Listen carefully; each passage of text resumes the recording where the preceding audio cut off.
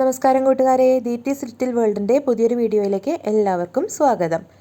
ഇന്ന് ഊണിനൊപ്പം നമ്മൾ കഴിക്കുന്ന കാബേജ് തോരൻ്റെ റെസിപ്പിയുമായിട്ടാണ് കേട്ടോ ഞാൻ വന്നിരിക്കുന്നത്. അപ്പോൾ നമുക്ക് വീഡിയോയിലേക്ക് പോകാം. അരിഞ്ഞു വെച്ചിരിക്കുന്ന കാബേജിലേക്ക് ചേർത്ത് കൊടുക്കേണ്ട ഇൻഗ്രീഡിയൻസ് ആണ് കേട്ടോ. ഒരു 3 പച്ചമുളക് ചെറുതായി അരിഞ്ഞത്, ഒരു ചെറിയ കഷ്ണം ഇഞ്ചി. ഇത് ചിലർക്ക് ഇഞ്ചി ചേർക്കുന്നത് ഇഷ്ടമുണ്ടാവില്ല, അതുകൊണ്ട് അത് ഓപ്ഷണലാണ്.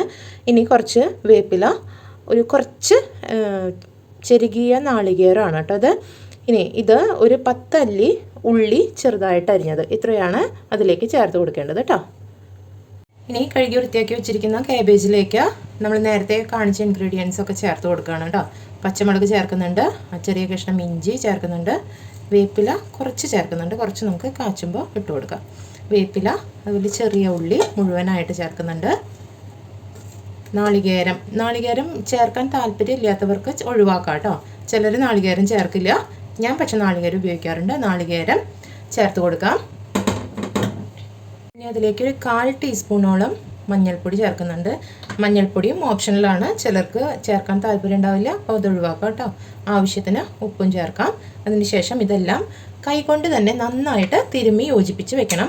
കേബേജ് ഉപ്പേരിയുടെ ഏറ്റവും വലിയ ടേസ്റ്റ് കൂടാനുള്ള കാരണം എന്ന് പറഞ്ഞാൽ ഇതിൻ്റെ മിക്സിംഗ് ആണ്.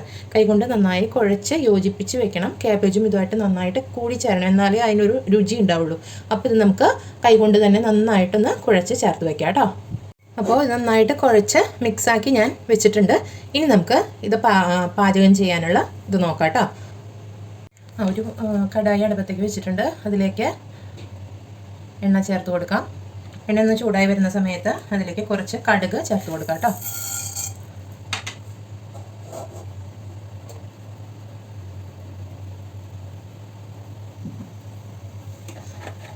കടുകൊന്ന് പൊട്ടി വരുമ്പോൾ നമുക്കതിലേക്ക് മുഴുവൻ മുളക് പൊട്ടിച്ചത് ചേർത്ത് കൊടുക്കാം. അപ്പോൾ കടുക് പൊട്ടി വന്നിട്ടുണ്ട്, മുളക് ചേർത്ത് കൊടുക്കാം. ഇനി കുറച്ച് 1 ടീസ്പൂണോളം പരിപ്പ് ചേർത്ത് കൊടുക്കുന്നുണ്ട് കേട്ടോ. ഇതൊന്ന് മൂപ്പിച്ചെടുക്കാം. പരിപ്പിൻ്റെ നിറം ചെറുതായിട്ടൊന്ന് മാറി വരുന്ന സമയത്ത് ഇതിലേക്ക് നമുക്ക് വേപ്പില കുറച്ച് ചേർത്ത് കൊടുക്കാം. ഇനി നമ്മൾ തയ്യാറാക്കി വെച്ചിരിക്കുന്ന കാബേജ് ഇതിലേക്ക് ചേർത്ത് കൊടുക്കാം.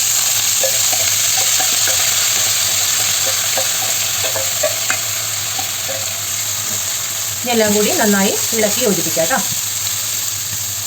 നന്നായി ഇളക്കി യോജിപ്പിക്കുക. അതിനുശേഷം ഇതൊന്ന് മൂടി വെച്ച് നമുക്ക് വേവിക്കാം. നന്നായി ഇളക്കി യോജിപ്പിച്ചു. ഇനി നമുക്കിതൊന്ന് മൂടി വെച്ച് വേവിക്കാം. ഇടയ്ക്കൊന്ന് മൂടി തുറന്ന് ഇളക്കി കൊടുക്കണം കേട്ടോ.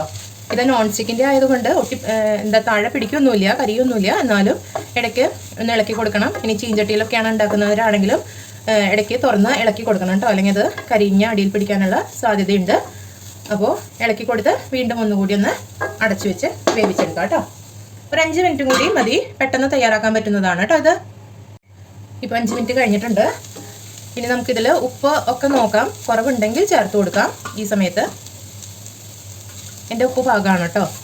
അപ്പോൾ ശരി, ഇത്രയേ ഉള്ളൂ. നമ്മുടെ കാബേജ് തോരൻ തയ്യാറായിട്ടുണ്ട്. സദ്യക്കൊക്കെ വിളമ്പുന്ന രീതിയിലുള്ള തോരനാണ് കേട്ടോ. ഇനി ഇതിൽ കൂടെ ക്യാരറ്റ് ചേർക്കേണ്ടവർക്ക് അങ്ങനെ ചെയ്യാം. ക്യാരറ്റും കാബേജും ബീൻസും ഒക്കെ ഒരുമിച്ച് ചെയ്യുന്നവരുണ്ട്.